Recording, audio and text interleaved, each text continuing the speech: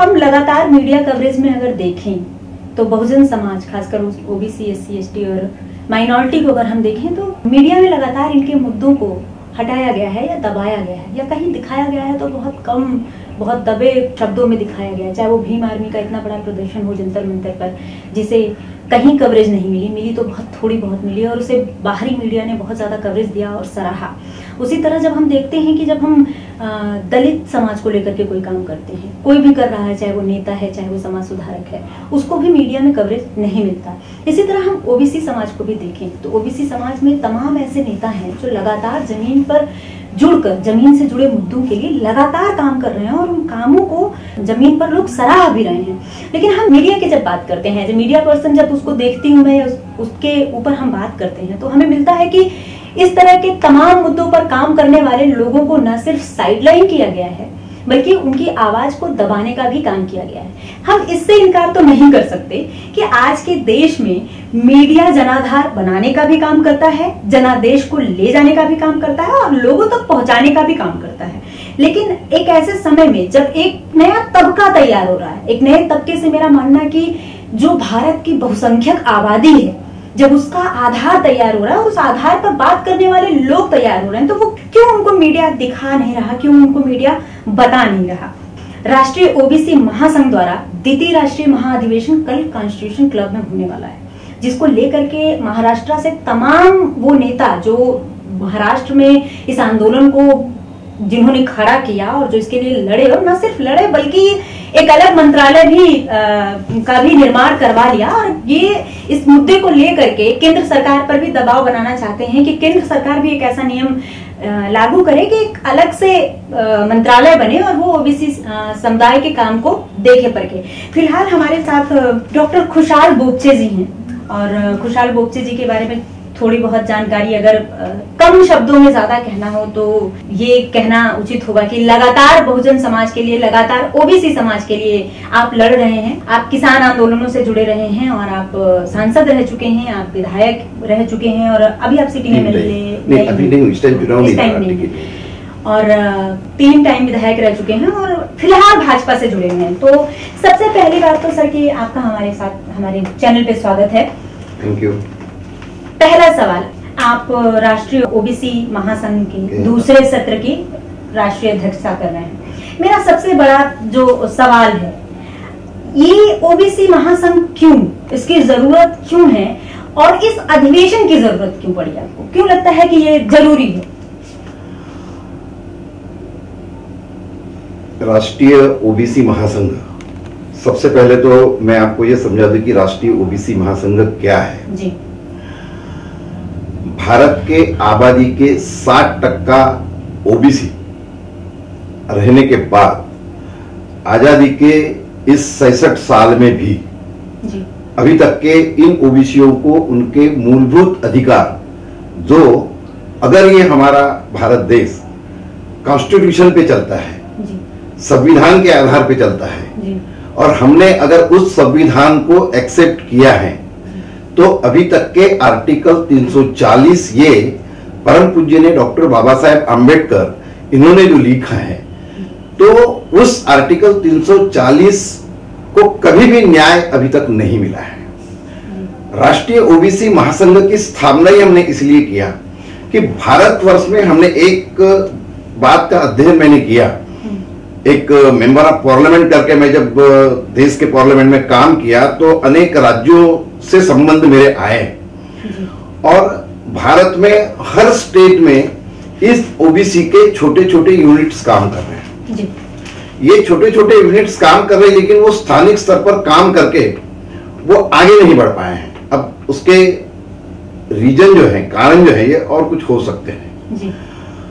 तो हमारे दिमाग में ये बात आई कि भाई ये सारे लोगों को उनकी वहां स्थानिक स्थिति बरकरार रखते हुए एक महासंघ पूरे यानी भारतवर्ष का बनाया जाए, और जिसके कारण ये सारे लोगों को इकट्ठा करके हम लोग ये लड़ाई केंद्र के सरकार से करें।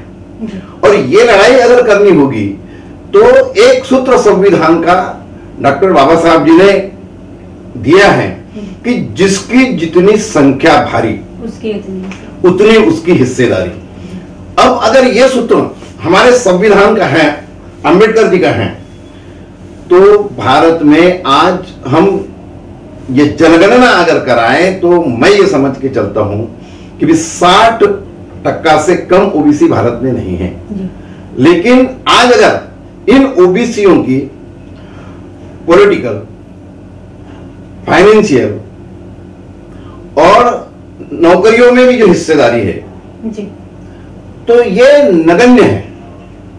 यानी हम लोगों को खाली मजदूरी, खेती इसमें बिछा दिया गया और ये हमारे सारे रास्ते इसके कारण एक डेवलपमेंट के जो है ये बंद हो गए।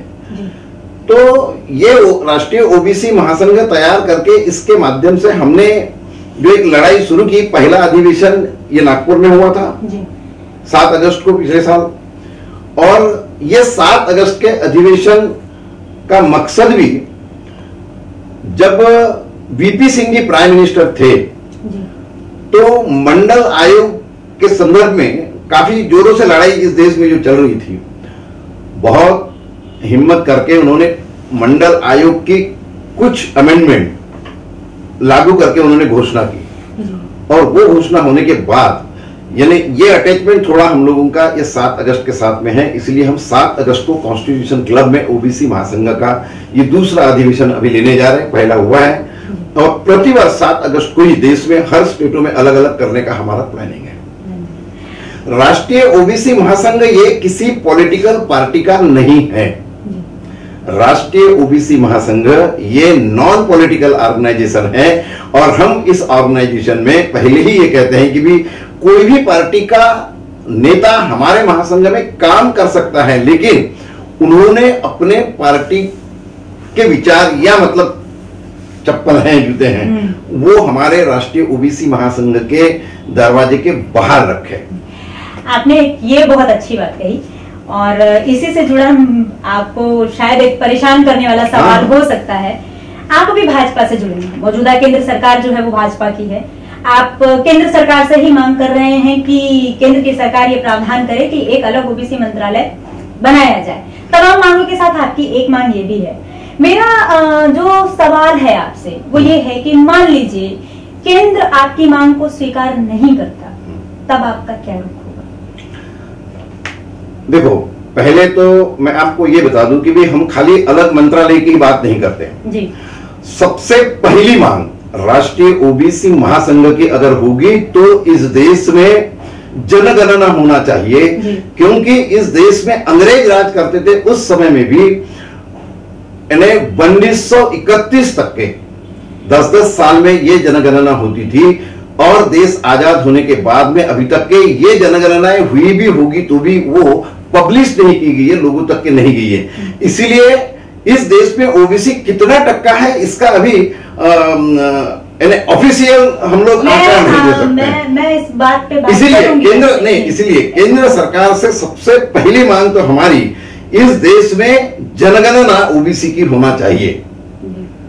जिस तरह की सरकारें अभी बनी हैं, मैं माफी चाहती हूँ कि मैं आपकी बीच में काट रही हूँ, लेकिन ये अभी जो जातिगत जनगणना की मांग हो रही है, एक लंबे समय से जातिगत जनगणना की मांग हो रही है। आपको याद होगा तो अन्ना हजारे ने जब आंदोलन किया था 2011 में, तो तमाम सोशल मीडिया पर लिखने वाले लोग जो ओबीसी एससी समुदाय से आते थे, उन्होंने सबसे पहले यही बात उठाई थी कि भ्रष्टाचार तो बात की बात है, भ्रष्टाचार बहुत बात का मुद्दा है।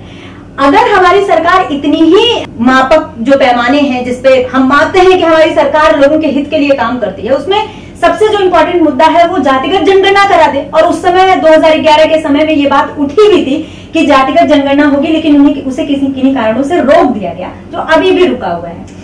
ये एक सवाल तो बहुत जरूरी है ही कि क्या जातिगत जनगणना इस सरकार में होगी। अगर ये दोनों मांगे, बाकी मांगों की बात भी हम करेंगे, आपकी तमाम मांगे हैं, हम उस पर बात करेंगे, लेकिन इन दोनों मांगों पे ही अगर हम बात करें और आपसे ये पूछें कि मान लीजिए केंद्र की मौजूदा बीजेपी सरकार इन दोनों मांगों पर नहीं टिकती है या नहीं मानती है, तो आपका कदम क्या होगा? राष्ट्रीय ओबीसी महासंघ का कदम, मैंने पहले आपको कहा कि भी हम राष्ट्रीय ओबीसी महासंघ यानी हम पहले किसी भी राजकीय पार्टी से जुड़े हुए हो, लेकिन जिस दिन से हमने राष्ट्रीय ओबीसी महासंघ का काम शुरू किया है, उस दिन से ये तय करके किया है कि भी इस देश का ये जो ओबीसी है बहुसंख्यक है, और इसके जो राइट्स है हम नया कुछ नहीं मांग रहे जी। संविधान का आर्टिकल 340 जो मतलब प्रोविजन संविधान ने किया है, बाबा साहब ने लिखा है जी। तो उन सारे मांगों में ये सारी बातें आती है और इसकी अगर पूर्तता नहीं होगी तो हमको जन आंदोलन करना पड़ेगा जी। यानी इस देश के ओबीसी को इकट्ठा करके, क्योंकि यानी ओबीसी समाज अब धीरे धीरे चाहे छोटे स्तर से क्यों ना हो लेकिन थोड़ा शिक्षित होने लगा है। हाँ, बिल्कुल। पहले हम लोग बहुत अशिक्षित थे और बाबा साहब ने जो बात कही थी कि भी पढ़ो, संगठित हो संघर्ष और संघर्ष करो जी। तो अभी थोड़ी थोड़ी पढ़ाई का स्टेप हमारा बढ़ रहा है। दूसरे स्टेप पे हम संगठित होने का प्रयास इस राष्ट्रीय ओबीसी महासंघ से करेंगे और राष्ट्रीय ओबीसी महासंघ के माध्यम से इस देश का ओबीसी जिस दिन इकट्ठा हो जाएगा तो हमारे न्यायिक हक के लिए हमको संघर्ष करना पड़ेगा, चाहे सरकार वो भारतीय जनता पार्टी की रहे या कांग्रेस की रहे या अन्य किसी पार्टी की रहे। उसकी वजह ऐसी कि भी कांग्रेस के समय में भी जब ओबीसी का प्रश्न आया था तो तब भी ये आर्टिकल 340 को संवैधानिक दर्जा प्राप्त नहीं हुआ, तब तो कांग्रेस की भी सरकार थी। तो हमारे लिए तो चाहे वो कांग्रेस की सरकार हो या मतलब अभी की हमारी सरकार हो जी।